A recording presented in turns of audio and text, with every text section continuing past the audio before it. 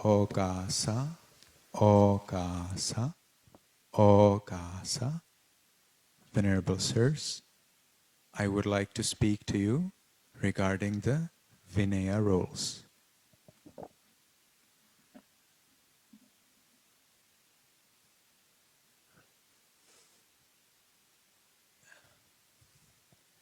So we can move on to the next slide, please. Vinayo nama sarsanassa ayu vinaye tite sasanang titang nama hoti. We also find this verse as Buddha sasanassa ayu. So according to this verse, the discipline marks the lifespan, the lifeblood of the Buddha's teachings. It is the essence of our life. Without Vinaya, there are no monks. With Vinaya, there are monks and Dhamma. So the monastic discipline is a practice that has been observed during every Buddhist era in the history and prehistory. Most famously, we learn from the Dhammapada verse 183, Sabba papassa akaranang kusalassa upasampada sachitta pariyodapanang etang buddhana sasanang. Not doing any evil, fulfillment of the wholesome, purifying one's mind, that is the teaching of Buddhism. Can we move to the next slide? And then? Nice. So, as we can see, there is a Vinaya in all Buddha time, in all Sasana times of all history and before that. We cannot just say, now is the modern time, we don't need Vinaya. It doesn't work. Always, we must follow Vinaya, regardless the times. So, what is this Sabba papassa akaranam? So, all what is akaranam means akusala kamma. So, the Buddha's Vinaya, the Vinaya given by the Buddha to us, is not doing any akusala. So, what is akusala? So we will learn from, that's right. So we will learn from Chula Vagga of Vinaya Pitaka, the main text of Vinaya Pitaka, that yang jananto sanjananto cecca abhivitaritva vitikkamo idang vucchati apattadhikaranang akusalam. Breaking the Vinaya rules is akusala. Breaking the Vinaya rules is papa. Breaking the Vinaya rules is transgressing, disrespecting the Buddha's Vinaya of all times. There is never an opportunity for us to break even the smallest rule intentionally. Unintentionally, that's a different case. But whenever we break even the smallest rule intentionally, it is papa. It is against the teachings of all Buddhas. Let's move on to the next slide, please. So why are the rules there? So let's see. The rules are there for the benefit of the Sangha, for the comfort of the Sangha. So they are here so that the Sangha, that means us, feel good, so that we are happy to hold back the persons of wrong intentions. So it is not for happiness of those who want to do papa. If somebody wants to do papa, they will suffer. because Vinaya makes them suffer so that they do not do papa. They do not commit akusala, breaking the rules. For the comfortable abiding of the virtuous monks. So those who want to break rules will suffer. Those who want to follow the rules will live in comfort. That's the nature of Vinaya. To prevent the taints of the present life and to destroy the taints that are about to arise. So Vinaya helps us to reduce lobha, dosa, moha, and increase alobha, adosa, amoha. Also, when we follow rules, people have more faith in us. Those who never had faith before, they start to have faith. Those who already have faith, they get more. And Vinaya is there so that pure Dhamma can continue and so that monks stay restrained. All of the Vinaya rules, every single Vinaya rule is there for either one or more of these 10 reasons. So it is necessary that in every rule of Vinaya, monks can see at least one or more of these benefits. If a monk cannot see any of these 10 benefits in a certain role of monastic discipline, he needs to remind himself of the Buddha's admonishment to Venerable Upasena.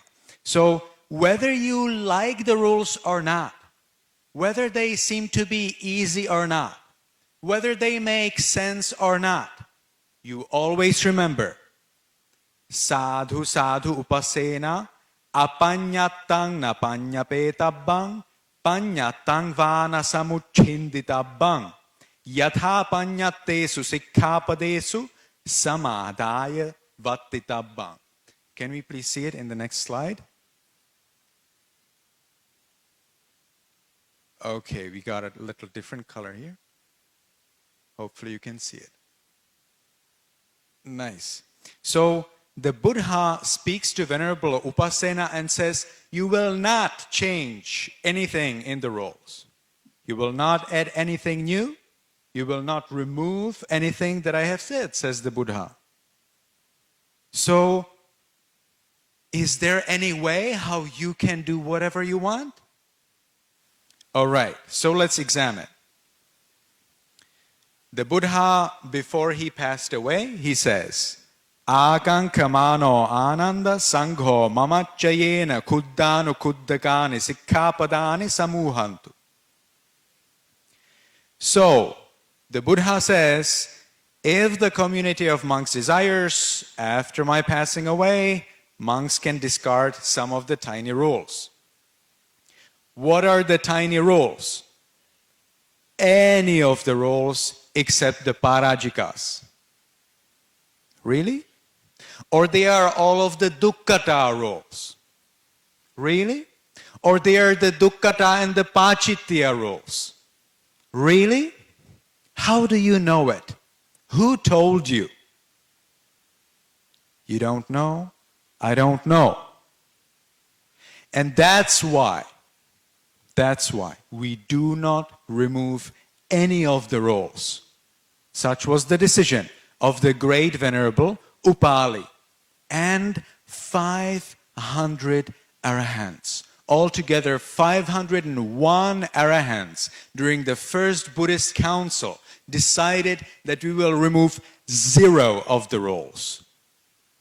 None of the rules is to be removed. Such was the decision of 501 arahants, who all of them met with the Buddha. Did you meet with the Buddha, anyone? Are you an arahant, anyone? Even if you are an arahant, even if you met with the Buddha, you would have to be 500. No chance. Whether you like it or not, whether I like it or not, there is no way how we can remove or change any of the Buddha's rules. Zero chance. Okay, let's continue to the next slide. Great. My favorite text. So, according to the commentaries, according to the great masters in the Atthakatha texts, they say that monks who intentionally break rules, monks who intentionally do not follow the Buddha's teachings, they are like Devadatta. And they split the Sangha. See it here.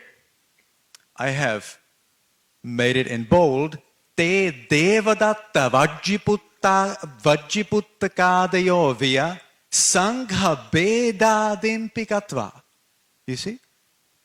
Actually, they suggest, the great masters of the Atthakatha suggest that the monks who intentionally break rules are kicked out of the ordination hall. That's our texts. Do you like it? I don't care. It's our texts. So, do you really want to follow these texts? If you are a Theravada monk, you have no option. You represent these texts. So let's continue to the next slide, please. So Venerable Nagasena, the Arahant Venerable Nagasena, provided a very nice simile. He says that we do not remove our rules just like the kings do not remove the borderlands of their kingdom. Even if the king has a trouble to maintain the outlying borderlands, still the king preserves them. The same way monks preserve all the small rules because they are part of our path. They are part of our opportunity to attain enlightenment, to attain the ultimate peace. Yes, next slide, please.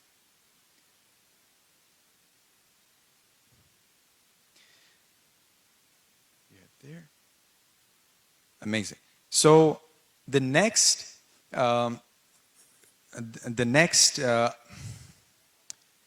example comes from the so-called Saddhamma Patirupaka Sutta. Saddhamma Patirupaka Sutta tells us this amazing thing, that the Buddha's teachings will disappear if we disrespect the virtue.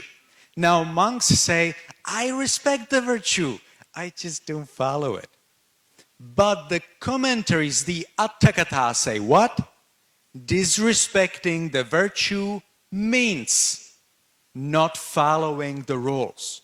Not following the rules means disrespecting the virtue. Any monk who intentionally breaks even the smallest rule destroys the Buddha's teachings. Any monk who intentionally breaks even the smallest rule is responsible for the disappearance of the Buddha's teachings. So, to preserve the Buddha's teachings, we need to follow all of the rules at all times.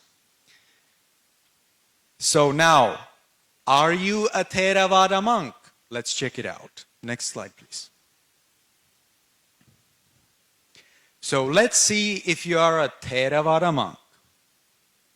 Dve sangitio arulha paliye vetha Theravadoti veritabba. If you are a Theravada monk, you follow the decision of the first and second Buddhist council. If you do not follow the decision of the first and second Buddhist council, namely that all of the rules will be followed and none will be removed, then you are not a Theravada monk. It's just that simple. Follow the decision of Venerable Upali of 501 monks, Theravada. Doesn't follow, want to remove rule here and there whenever you like, not Theravada. It's just that simple. Next slide, please. Okay, now I'm going to conclude very fast. So One of the very difficult roles is not touching money, not accepting money. The Buddha says, monks, sons of the Sakyans do not welcome money. Monks, sons of Sakyans do not accept money. So if you accept money, what are you? As the Buddha, not me. I believe that a monk does not accept money. Next slide, please. In fact, if lay people give you money, they also commit akusala. When lay people give money to monks, it is akusala. Look at that. Yoja akappiyassa paribhogena silavante sudeti natassa punyang pavadhatite socetang danang akusalena deti. It is akusala to give money to monks. So if you ever accept money from lay people, you say, oh, lay people, that's amazing. You do akusala. I love it so much. Or do you? So, next slide, please. Thank you, everyone, for your kind attention. May you be happy, may you be healthy, and may you be successful in everything you do.